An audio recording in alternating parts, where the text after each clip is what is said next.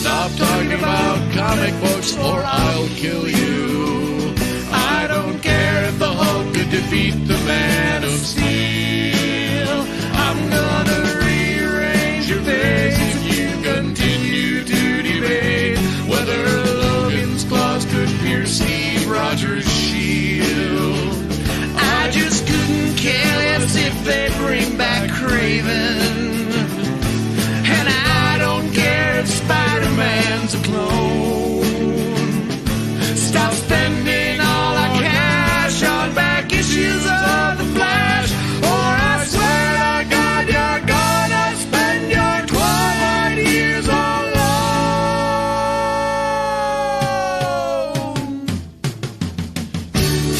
You can call them graphic novels.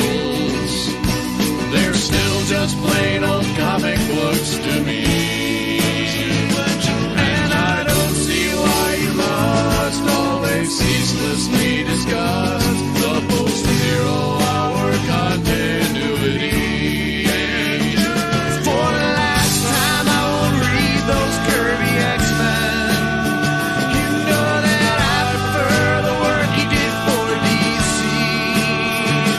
And if you don't want to die, you'll lose that old Street Price Guide, Comic Buyer's Guide, and Wizard Magazine.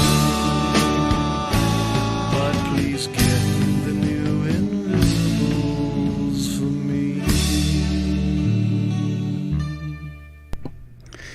Hey everybody, I hope everyone's having a great evening. Welcome to the show. So tonight we're going to be doing a review of Shotgun Samurai, and I have my two regular reviewers on with me, so we're looking forward to getting started. But first I'd like to jump in and see what's going on with the chat and check in, make sure everybody's doing okay. So Vic is here early. Sweet review. Don't be kind. Judge it by the presentation and art. For the price point, a lot of these comics are probably worth $2. Yep. Well, the reviewers always do their best to be objective and fair, so we'll definitely not hold back any kind of negatives that they might see in the book. Hello, HD. Great to see you. Quaff. You're ready. That's good. We're ready too. So Wooster already wants you to assume the position. So you got to take Gigantic Android's advice and just be strong. Don't worry about it. Ishra, hello. Great to have you here. And Vicky, it's great to see you. So thanks for coming over from the Trash Compactor show.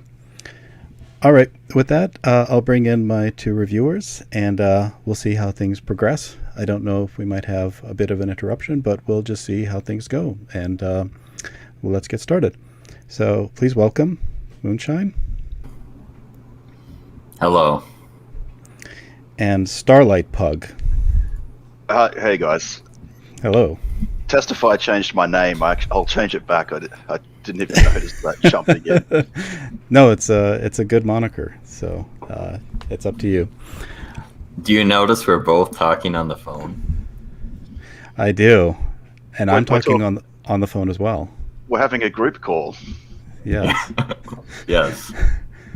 And I assume you have a cell phone, Moonshine. Smoke Pug. I think mine's a wireless, not a cell phone. Okay. Given the time, it probably was just wireless.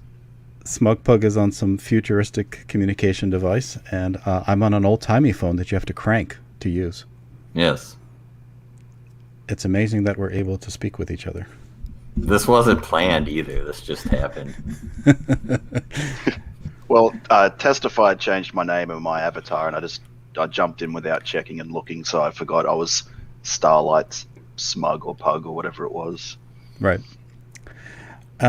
So if you wouldn't mind, could I ask you guys just for 20 seconds, can you give a quick introduction to the book we'll be discussing? And I'll try to run right back. Yeah, well, tonight we're reviewing Shotgun Samurai, and I suppose this review is a first and is kind of unique because it actually hasn't fulfilled yet. It's still funding right now on Indiegogo. I can pop the link in the chat. And I don't know if you've backed this, Moonshine, but I'm a backer of Shotgun Samurai. I backed it, I think, several weeks ago. I got the Odie cover, but yeah, I'm really looking forward to this book. So Yeah, I backed it. I think I got the Joe Ball cover. There's also Alex something. He's going to be doing an Lily comic for Cyberfrog 3, I think. oh yeah, the Alex Gonzalez or something. Jose Garcia. Is it? Jose Garcia, maybe. I'll check the Indiegogo link. But yeah, it's live right now on Indiegogo, guys. It's got 3 covers. One by all caps artist I think it's Jose Garcia. Garcia, yeah. Okay. Yeah, he recently tweeted out that he's been hired by Ethan to work on a Cyberfrog manga, so that's exciting. Then we also have a cover by Odie, the man who needs no introduction. If you've seen our Xenotype review and been following a lot of the drama of the past few weeks. And it also has a Joe Ball cover. Now, I'm not really too familiar with Joe Ball. Do you know what else he's worked on, Moonshine? He's done Super Harem, which was a Winger book. It was mildly popular. And he's also working on something called Bullet Maker with Gat Hanzo, which we reviewed one of his books last week. Oh, yeah. Well, I think, we briefly touched upon Bullet Maker during the Vestige review last week. Yep. So it's a small world in our little corner of crowdfunding comics. It seems like a lot of these creators collaborate with each other. Yeah, it sure is. So apparently this will be about 200 or more pages. Hold on a second. Speaking of Vestige, just quickly before I suppose we get into it, did anyone notice any talk of our review amongst War Campaign over the past week? They seemed pretty quiet on it. I don't know if they watched it or not. Don't know. I know the review was being commented directed towards them. So it wasn't that they were giving feedback; it's that other people were providing feedback to them about the things said in the review. So they've been very careful to avoid mentioning it because I guess they don't want to give it too much attention. But a lot of people focus on the fact that Vestige 2 was such a massive drop in quality compared to Vestige 1. The quality of the art, I think, actually improved, but the writing was kind of a letdown, I would say. Yeah, like the I think to recap, the artwork was better by Doodlebags, but the story itself just wasn't as good as the first one, and I felt the coloring in the first issue was a lot better too.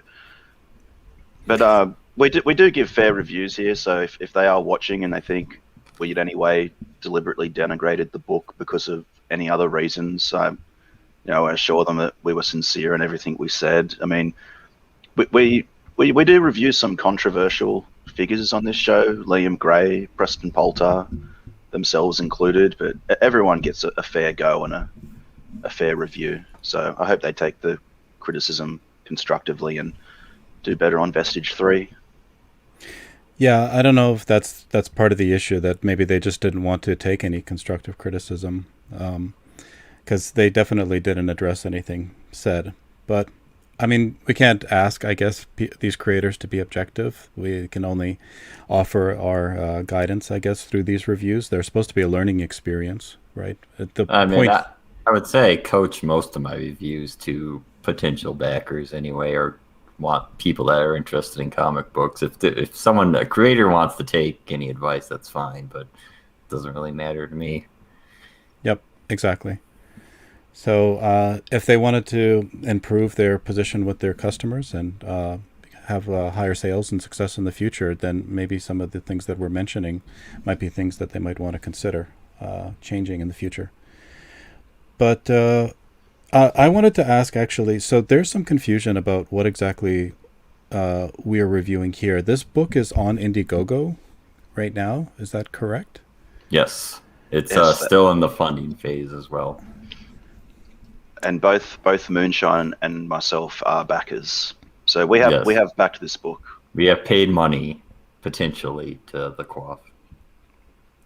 Okay, and is this basically an early version of the book that will be eventually delivered through the Indiegogo?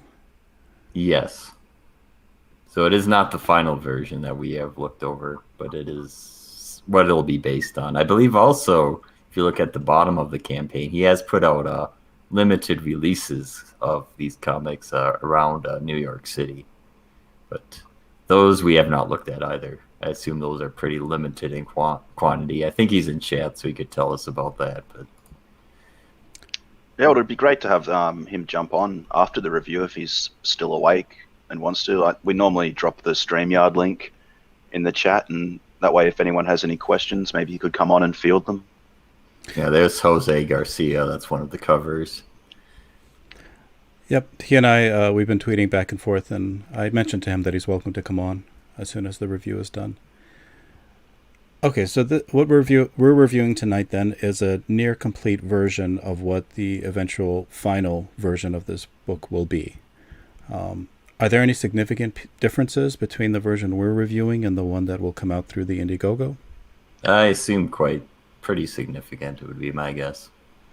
Yeah, those would be questions, I guess, for the Quaff, and I'd be interested in asking those questions as well. For example, this book is, I think on the Indiegogo it says over 224 pages, and the review copy didn't have its pages numbered. So I'm very curious as to how much of what we read is in the book and how much extra content there is. There's definitely pictures of artwork on the Indiegogo page that weren't in what we read, so I assume the book is a lot larger than what we read. But I'd like to know, how much of the story we did actually receive.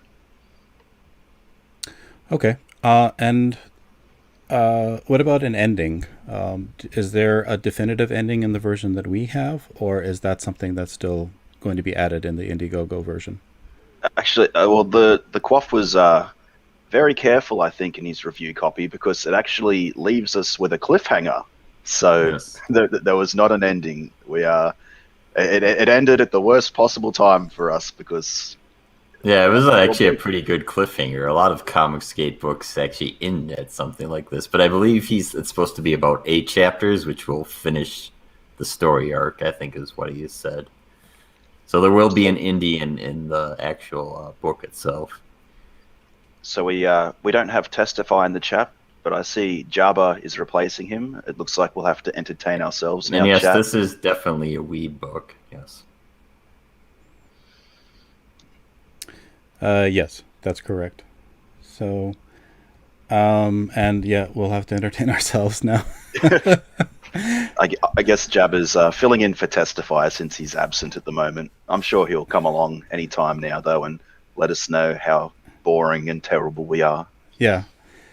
Yeah, I get a lot of feedback about the show, which, I mean, I welcome, and it's great to have it, but I don't exactly know what I'm supposed to do with it sometimes. Because it doesn't always seem constructive. You say thank you for your interest in the show. Yes. Just say thank you, Testify. Jabba, if you come in, I'll send you the link. So you're more than welcome.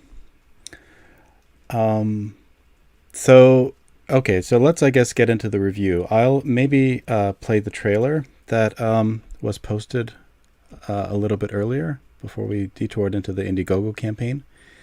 And then from that, we can jump off into talking about the project. So here we go. This is trailer 1, Shotgun Samurai.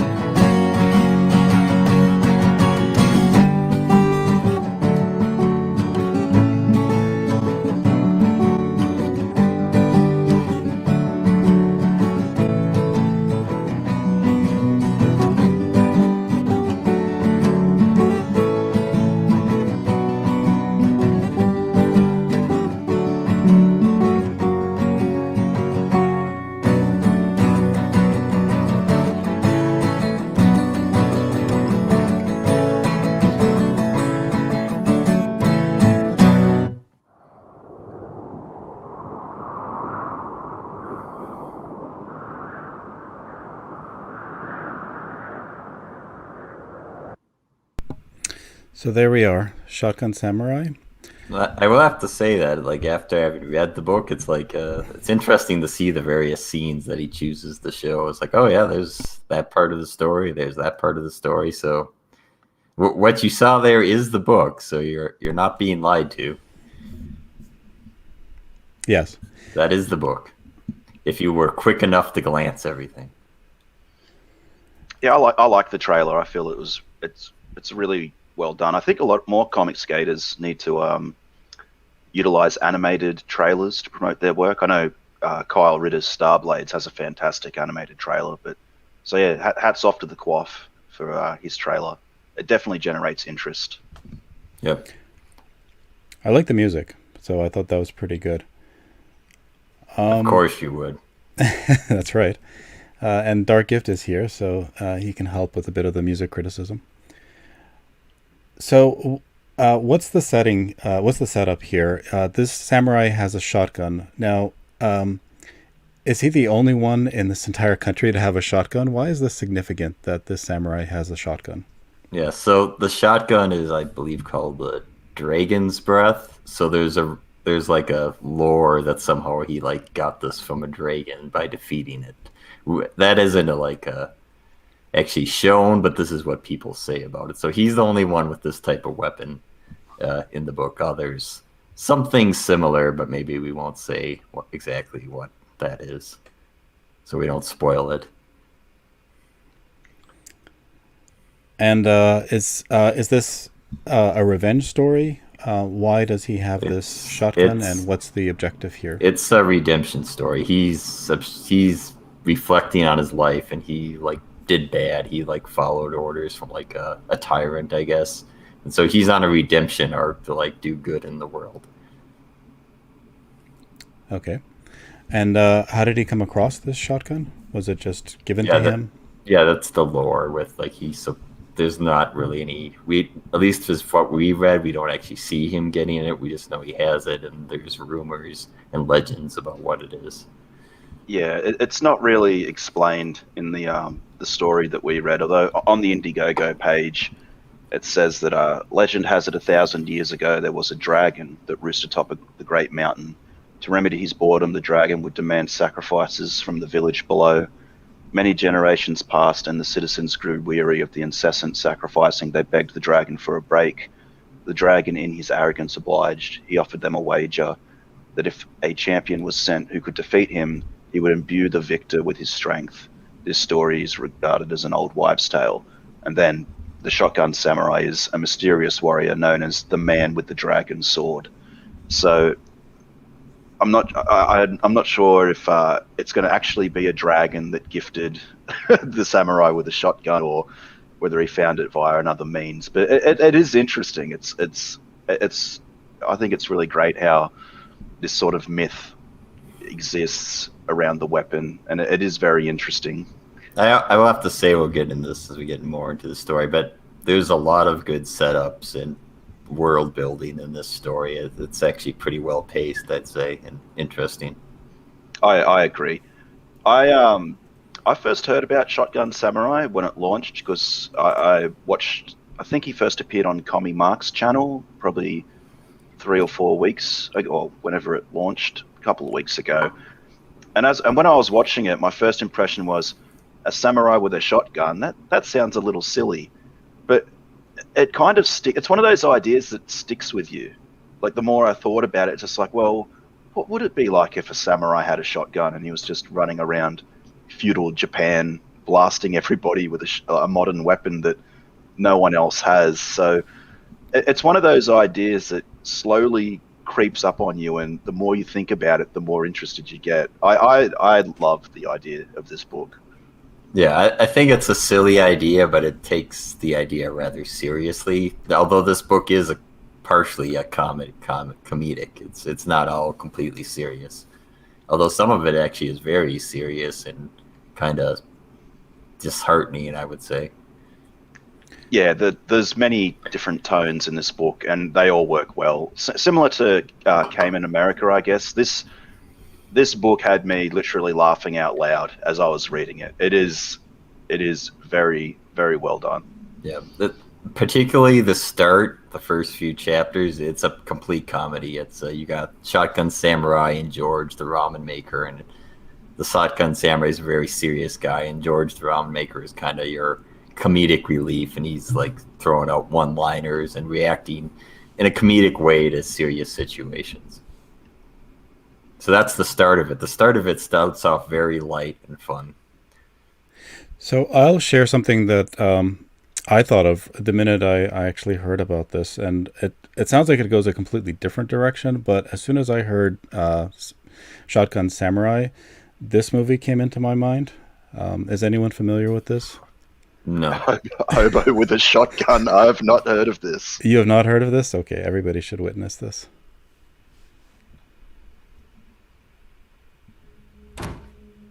I don't think I've seen you around here before. Let me guess. You rode in on the rail. That's right. Did anybody officially welcome you to town yet? They never do. Well, welcome to Front Town! Anti-crime groups have been springing up throughout the city, and their inspiration is this unidentified homeless man who's been delivering justice. This is a goddamn fucking robbery! I'm gonna sleep in your bloody carcasses tonight! Keep the change. I want that hobo's head on my wall. Jerk on this shit liquor! Or crucify him to a homeless shelter. Put the knife away, kid, or I'll use it to cut welfare checks from your rotten skin.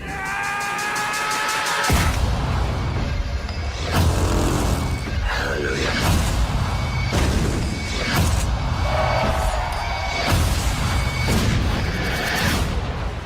You and me are going on a car ride to hell. You're riding shotgun.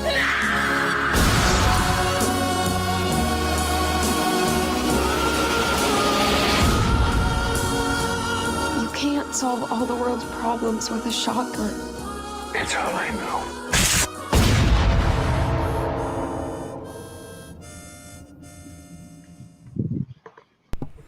Was that just a trailer, or did they actually make a movie out of that? Oh yeah, it's a full movie. That's fantastic. I want to watch that movie now. Yeah. Rutger Hauer as well from Blade Runner. It was a bit of a rejuvenation for his career at the time. People were really looking forward to that performance, and it was a good movie. When it came out, there was a trend for grindhouse movies. So It was a kind of a Death Wish homage. yeah, it's when Tarantino did his to Death Proof and Planet Terror, the Robert Rodriguez one. So when I heard this, I thought a samurai running around with a shotgun, he must be blasting the hell out of everybody. And they're all trying Jabba to... the Coach even recommends the movie. Yeah. There's another trailer that we can watch later that might even be better than the one I just showed. But That's high praise from Jabba. I don't think I've ever seen Jabba recommend anything. yeah. But so you mentioned that it was a redemption story. So it's a mysterious stranger. He has this shotgun, and it's got some lore associated with it. But what personal journey is the samurai actually on, and how is the shotgun playing into that story? Well, the story. You go, Mitch. You don't know at the beginning. He just says that. The setup at the beginning is he's at a ramen shop with, of course, George, the ramen guy, and then some ninjas come to kill him. And so, of course, he defeats all of them. So it's an initial kind of action scene. And then for some reason, the ramen shop gets burned down. The ramen guy's like, "Hey, why'd you burn down my shop?" And he doesn't have an answer. So he's like, "Well, I'm gonna follow you." And so he says, "I guess this is part of my trial that go along with this ramen guy." And so we get only just initial hints about what he's trying to redeem his life for. Yes. Okay. Yeah, the opening at the ramen shop is really well done. So it introduces the first two of the main characters, which is the Shotgun Samurai. I think he's just called Shotgun as well. Yeah, and he doesn't have to introduce himself. Somehow everyone knows the Shotgun Samurai. They see his weapon and they know, oh, that's the shotgun. So he's a legend, at least, that people will recognize him when they see him with his weapon. And it's really interesting because everyone assumes the shotgun is a sword. Like when he's sitting at the ramen bar, George says, "Oh, that's a strange looking sword." So it's kind of strange. Some people know it's a shotgun, and then others think it's this magical sword with the breath of a dragon. It's really well done how the shotgun just seems to be introduced into this world. Some people know what it is, others don't. Some think it's a magical sword. And where does the story take him after this ramen shop? I mean, does he? So meet they're somebody just there? wandering, and then they get attacked. And this person that attacks them is a female ninja whose name is Tofu. And you find out they have some history together. And he tells her, "Oh, I killed this guy." And she's like, "Oh, you've changed." And so for whoever this guy is that we're not quite sure of at the initial point, it's like this changes her mind that this female ninja decides to join him as well. And they said, "Okay, now what do we do to go on your redemption?" So he sets up that he needs to like help people, I guess, at this point. And that he's already started this by defeating someone that's not good, at least according to whoever this ninja was that she wanted to attack him because she thought he worked for him. So he's a bit of a vigilante. Is that correct? Oh, I mean, I guess that could be what you see him as, yeah. Okay. Well, so, and is there one particular trial that takes center stage here? Is there somebody that he's trying to help that becomes the main focus of his journey? There's an antagonist, which even the trails mention is the ninja with no face. So this is somebody that he has harmed in his past life. But this person now hates him so much that he's trying to get vengeance on him. And so there's the conflict between the two of them, this person that he harmed, but this person's doing evil things, although in his own mind he's trying to do what he thinks is right as well.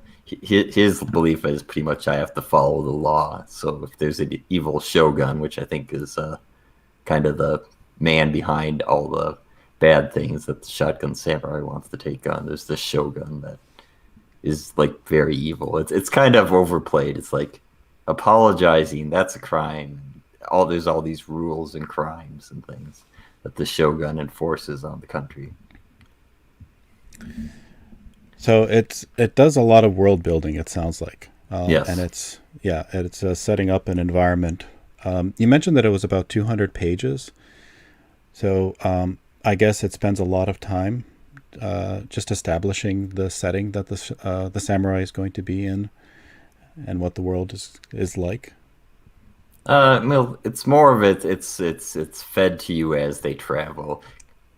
Occasionally there's cutscenes to the shogun and this ninja with no face, or people just interacting with government agents and things like that. Okay. Looks like we got some competition today.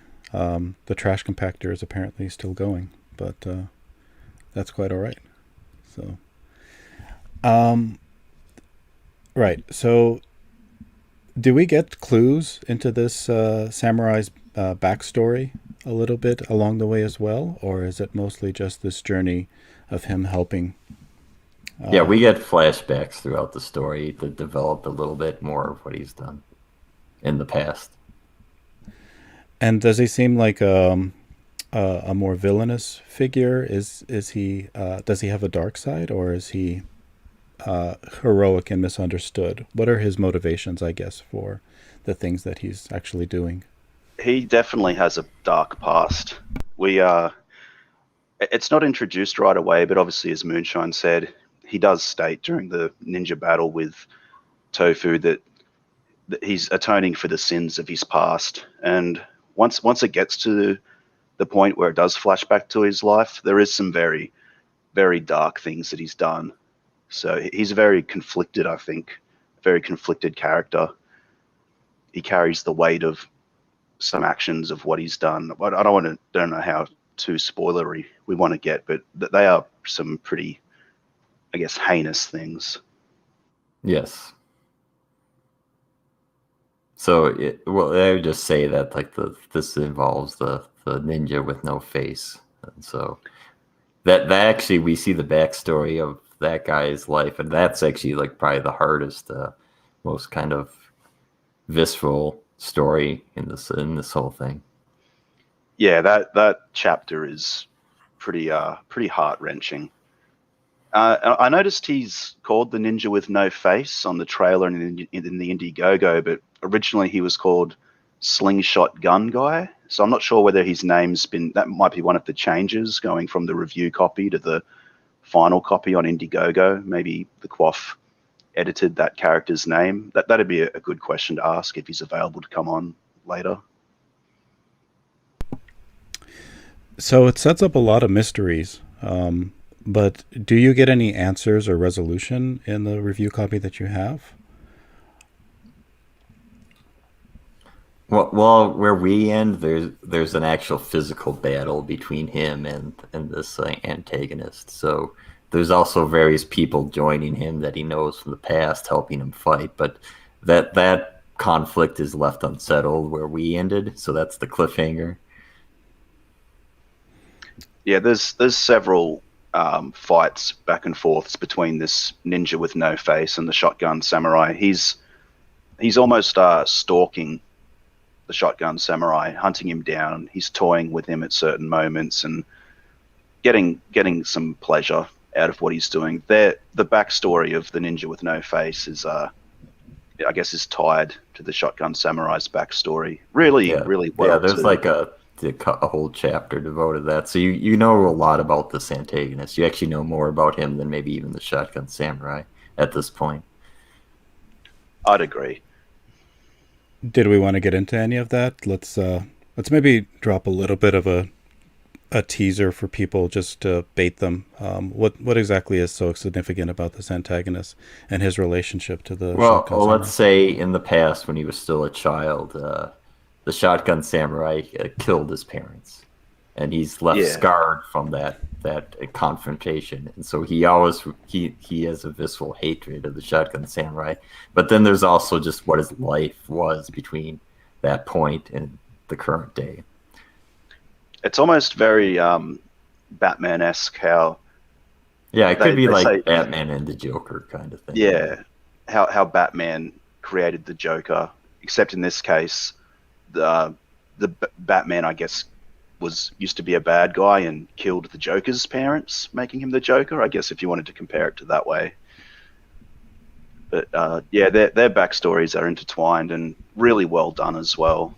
You can feel the animosity that the ninja with no face has to the shotgun samurai, and it's perverted him, and he gains pleasure out of toying with the shotgun samurai. He doesn't just want to kill him. He wants to make him suffer. He wants to torture him. He wants him to feel every minute of it. There are numerous times where the ninja with no face could kill the shotgun samurai, but refuses to because it's too, like, to quote him, it's too much fun and he's not done with him yet. He really wants to make him suffer.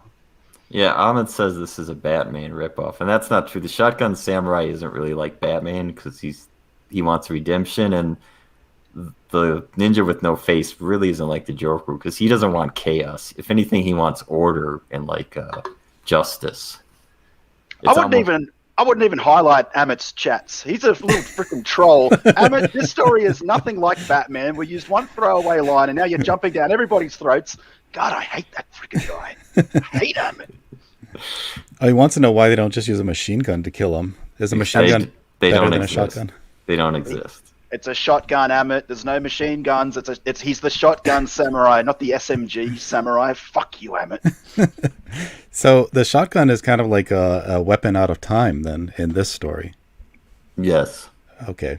So, but the antagonist knows of this weapon, so he's worked on his own ability to get around the shotgun samurai. So it's like he wants to defeat him, so he's been spending his life thinking about how he would defeat the shotgun samurai. Vic says, I think Smug Pug is biased because he wants to release a project and has poor art skills.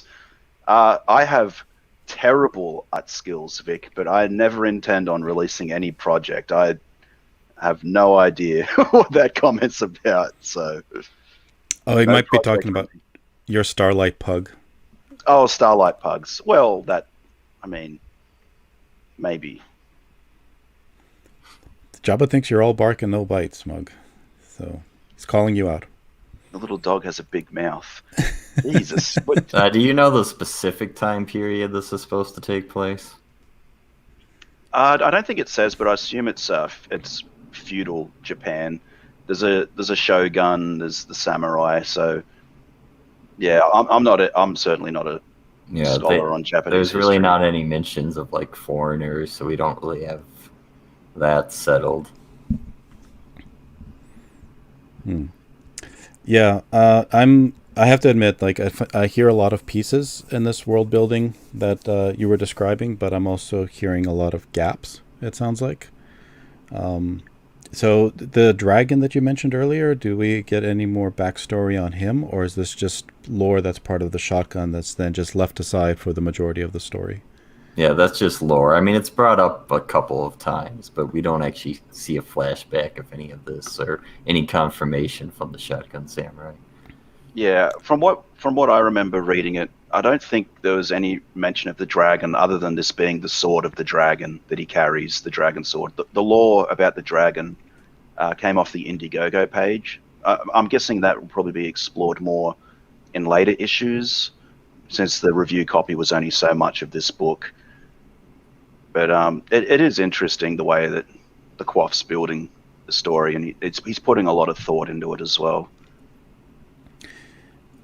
It sounds a bit like, honestly, an extended version of the Berserker review, where there's some backstory, there's some mystery, there's an action sequence that gets set up. It culminates to some kind of cliffhanger, something to draw you back into the next issue, but it doesn't progress very far.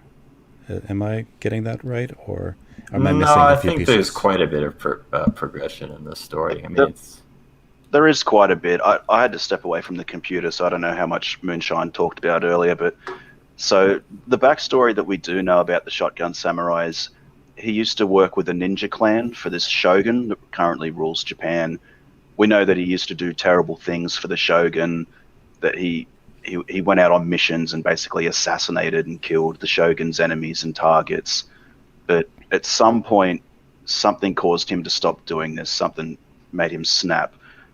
And that's his backstory in relation to the man with no face, is his actions during that time as basically a hitman or an assassin for the shogun. So I think it is setting up that the shogun is the primary antagonist that both Tofu and the Shotgun Samurai want to defeat, and what brings them together, while George is kind of the comedic relief dragged along in the story. And yeah, a lot of the story actually just the interaction of those three and them traveling, and there's kind of a small conflict between Tofu and George, because George is kind of a silly person. I think it gets under her skin a little bit. There is great chemistry between those three characters as well. Yeah. Is Quaff doing the writing, or is he the artist? I'm not too sure. There were two names attached. I don't want to say them just because you know how people are with naming names, but I would guess he's the artist from what I looked over in the review copy, but I'm not certain. He can tell us if he wants to. Yeah, I thought he was the writer, and okay, there was a different artist, but I could be wrong. Okay. And you said that the characters seem to be well written, like they have personalities that stand out, and there's a camaraderie that you can kind of experience reading the story. It doesn't feel forced or unnatural or anything. Yeah, I mean, it starts out very lighthearted, so you can just get to know these characters without getting into the nitty-gritty stuff, and then they're just going on a venture to stop the Shogun from harassing people. But at that point, then you get introduced to this antagonist. Quaff says he's the artist and 80% writer. The other guy's the editor. Okay, so he's a bit of both at that. Okay. He adds to the writing. Okay. Well, So that helps. is this first issue then just mainly backstory for the most part? No, not really. I'd I mean, say it's it's backstory for the first, I guess, the minor villain. So during their travels, the Shotgun Samurai and his party, their ultimate goal is to kill the Shogun. But sorry, I just had to clear my throat. So their ultimate goal is to take down the Shogun, who's currently ruling Japan, and he's portrayed as pure evil. He gets off on torturing. He rounds up peasants. He's a pretty bad guy. like being a peasant itself is almost a crime in his eyes. Yeah, so it's like he's like the over the top villain. There's no really logic to him. He's just evil. There's a whole bunch of crazy laws, like, if you spill water, that's death. If you're begging in the streets, that's death. And while it's over the top and evil, there is sort of a comedic element to it as well, because it's kind of in that absurd nature of, well, how could these be crimes? Yeah, at one point, Tofu confronts like two of his agents, and like she talks back to him. So they keep telling her what she's doing as a crime, and she keeps fighting them, and then they tell her, fighting us is a crime. And she's like, oh, really? It's like, now you must surrender or fight. And she's like, okay, I'll fight. So it's kind of comedic. This is another character. Yeah, this is the faceless samurai. So this is later in the book. This is like the big conflict and the cliffhanger. Yeah, it's almost like any sort of anime or manga that there's a creep towards these villains. So the Shogun is the primary antagonist, but at the beginning of the book, well, their first mission of all three together, they want to take out this Vice Regent Leroy. So he's the middleman between the Shogun and the rest of his villains. So they want to take out the Vice Regent to affect the Shogun's power, like sort of hack away at his command chain. But while they go out to assassinate this guy, they're met by the ninja with no face, and he's introduced then, I guess, as sort of the main antagonist of what we've read so far. But the Shogun, we see a little bit of the Shogun, but we more hear about him than we see him. There is a small chapter dedicated to him, but I'd say the main antagonist for this book is the ninja with no face, and the Shogun's probably being set up for as the final boss battle. Yeah, so those are our three protagonists. And how was the art for the story? Fairly consistent, or did you feel like it had a bit of a learning curve associated with it? Yeah, I think there's a little bit of a learning curve. If you compare like the beginning to the end, there's definite improvement. I would like to say, I talked about this with Wiggle. I don't think he's in chat, but what's nice, even in the beginning, he like just tries things that sometimes they work and sometimes they don't, but they're always usually pretty interesting. Like, for example, he used the forced perspective a lot, so you see these giant things in your face. I at least found it interesting to look at, but I don't know what Smugpuck thinks. I think the art in this the art style is very unique and interesting. Like Moonshine was saying, you watch the artist progress as the story goes on, and you watch it get better as it goes along. And it also blends different styles. So I don't know whether you noticed, Moonshine, but sometimes the art seems kind of simplistic, and I thought, oh, okay, but then it's deliberately done that way because it's in a sort of chibi style, whereas other panels later on in the fight scenes are really well done. Like the art is really, really good. I have some examples here. Okay, let me navigate over. So I don't think it's a case of, oh, this art is bad. I think it's deliberately being simple to show certain scenes. Like, for example, George is the comedic relief. He's sometimes like portrayed as a chibi character, and it might look simple, but then you get panels like this, which are really, really well done and good. This is the ninja with no face. Unfortunately, it's not colored. Yes, I don't think Scotsman would suit this art style any more than Odie. And I'll grab another one here. And that's Japan there. And another great thing about the art as well, I think Moonshine just mentioned earlier, is perspective.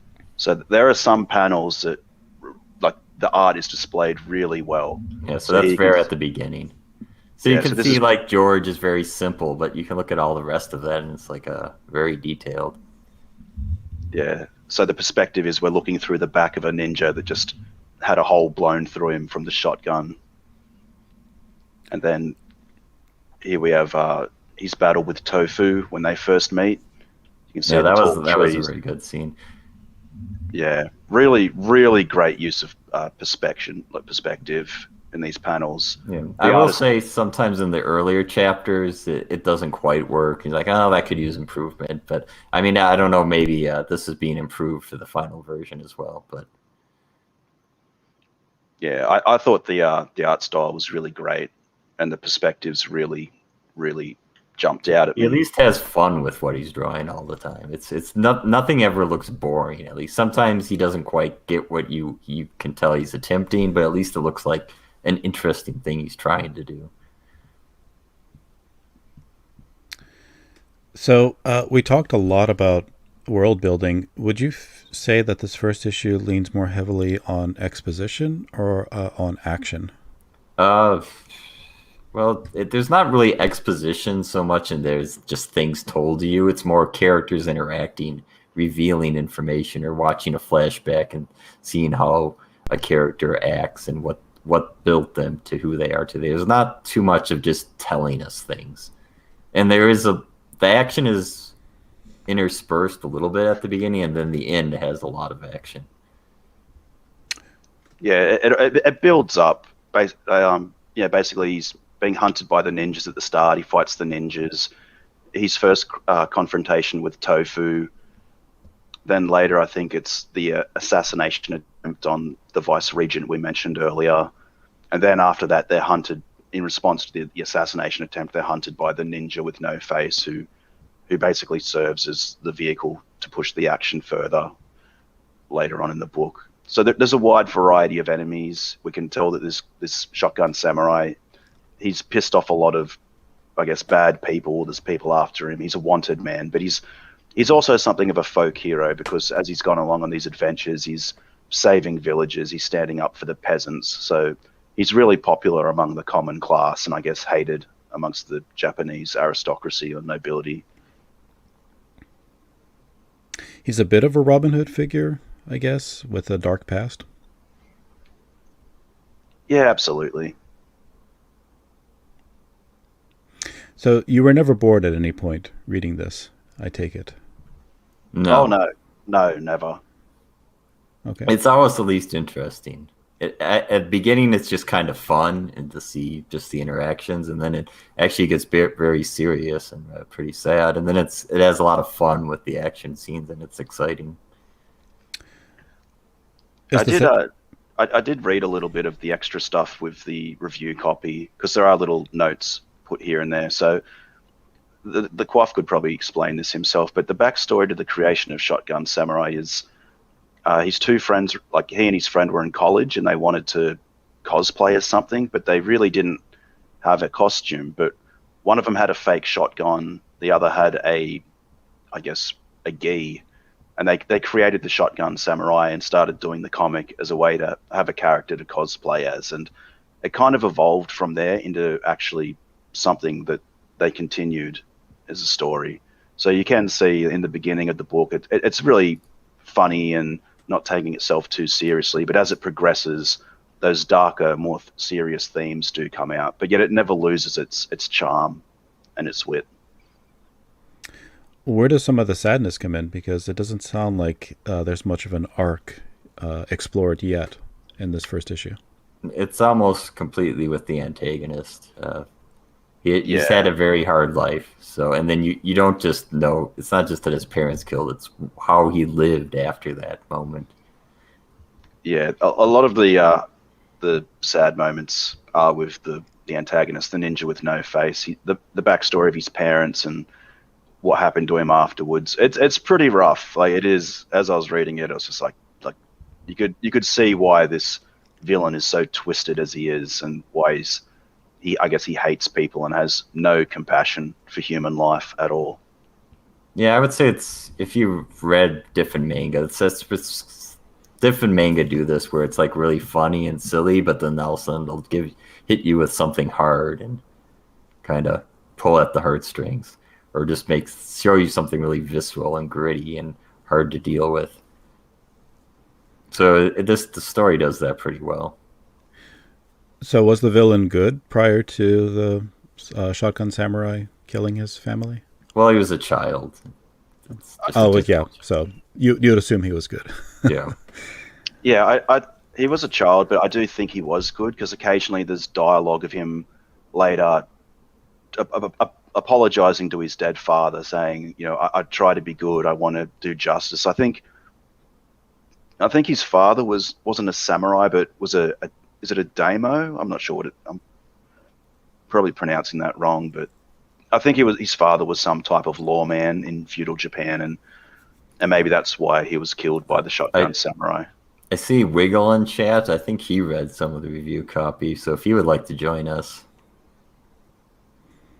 Yep, I'm happy to drop the link in just a second. So I just wanted to ask, though, we've levied a lot of praise, I think, on this first issue, but do you have any criticisms that you could offer? Because I think those would be helpful to the creator, particularly since it's an unfinished work. Yeah, like I said, sometimes the art doesn't work. I mean, it's the forced perspective. I think once like Tofu's kicking someone, Wiggle actually, I brought this up, and it just looks like she's wearing like MC Hammer pants. It doesn't quite work. Sometimes the things he attempts doesn't work. Could use some improvement. I think some of the simplistic style, I personally didn't really like it. I mean, I realized that was intentional, but I'd rather stick with the high quality stuff throughout most of it, but that might just be me. It's pretty standard for manga to like have chibi drawings, like to display emotion and things like that. I guess criticisms. Yeah, I kind of agree with Moonshine, but the art style, like I was saying, was chibi and simple, but I think that was deliberately by design. It's not like it's bad art per se. I think it was a stylish choice to set the tone for the scene that the Quaff is trying to convey. A lot of it works, but a lot of it does work and works very well. But I guess, like Moonshine mentioned, there might be a couple of panels here or there where it doesn't quite land. But overall, the art is, like I said, really good. I showed those examples earlier. So it's not a case of the artist being bad. The artist is definitely very, very, very good, especially in some of the more serious scenes he portrays. Yeah, I guess we didn't mention there's these like title pages that are colored, and those are really neat. And the review copy kind of sometimes transitions them into the story, and that's pretty neat, which I assume will be lost in a physical copy. But those title pages, which are kind of like long scrolls, actually look very good. What about you, blue hair? Well, Red, you need to end the stream right now. Yeah. Wait! Bring it back. We need to know why. I was trying to tell you why. Moonshine and Smugpug are trolling you to try to keep this going on as long as possible. To keep, the poor girl's falling asleep. Well, Red is falling asleep. His head is on the table right now. You need people to come in and tell you, Well, Red, that you need to end your stream because you're a dumbass and drink on the air. Like an adult that they are. You need somebody to tell you what to do. Testify. It's just you need to end the stream. You're falling asleep. You're making a fool of yourself, Well, Red. It just nobody would ever come into a chat to try to keep it going on as long as possible ever. Oh my God, man. He's white knighting for me a little bit. Oh, look, we got the dirt worm. I think he's referencing the Piper stream from yesterday. I'm not sure. I could be wrong. No, he is. There was somebody who flipped out there, and because Piper was asleep on the stream. Yeah, it is. You're right. Yeah. I mean, Piper's done much worse on streams. Falling asleep isn't a big deal. Yeah, she's a big girl. She can end the stream when she wants to. She doesn't need somebody else to tell her.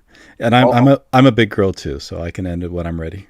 Big Well, girls don't cry. I've actually got to go. Well read. So can you end the stream right now? We need to end the stream right now. I've got to go. Well, how about a score? I'm not leaving, Smug Pug, so you have to stay. I'm not leaving. Yeah, I'm joking. I'm saying what Liam was saying. He kept Oh, demanding yeah. the stream end, even though he wouldn't leave himself. You're free to go, of course. Making a choice to stay, right? No, I'm staying. I'm just. Jim Tuner says Piper is passing out drunk, not falling asleep. Well, she's done that many times before too, so she's used to it.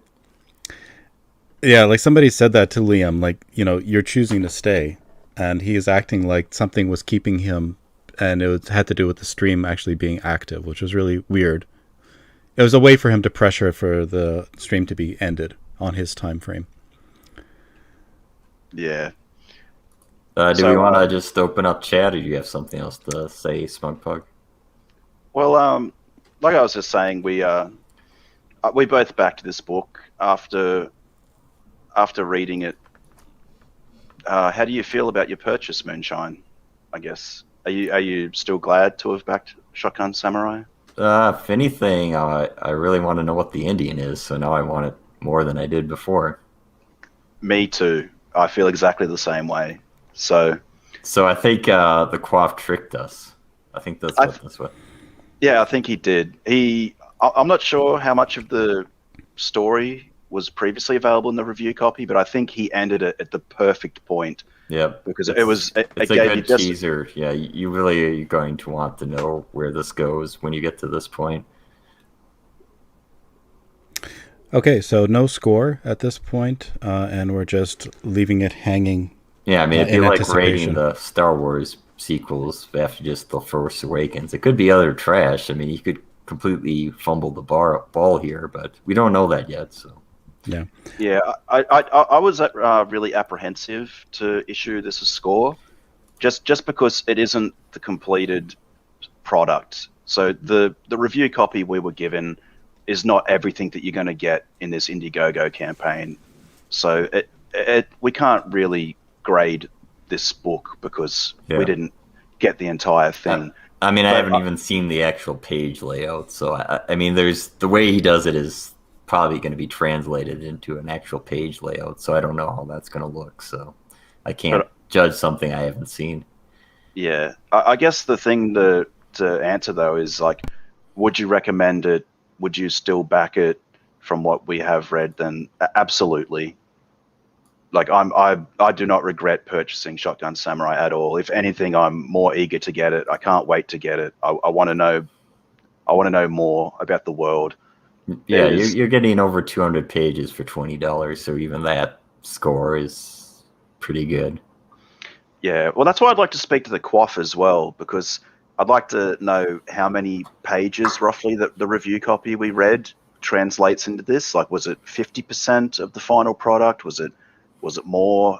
I'm wondering how much of what we got was. From when I talked to him, it seemed like we read 7 chapters, and there's an 8th chapter left to be told. But that's my best I could say without talking to him again.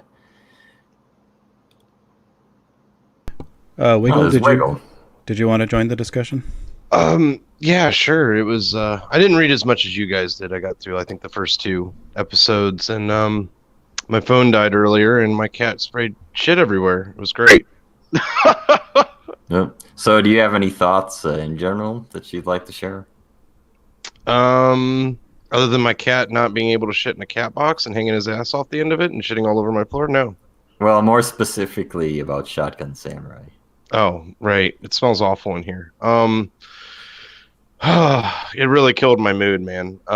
Actually, what I do agree with what you were saying. It's I like it when I'm reading a book from somebody that's a fresh artist, right?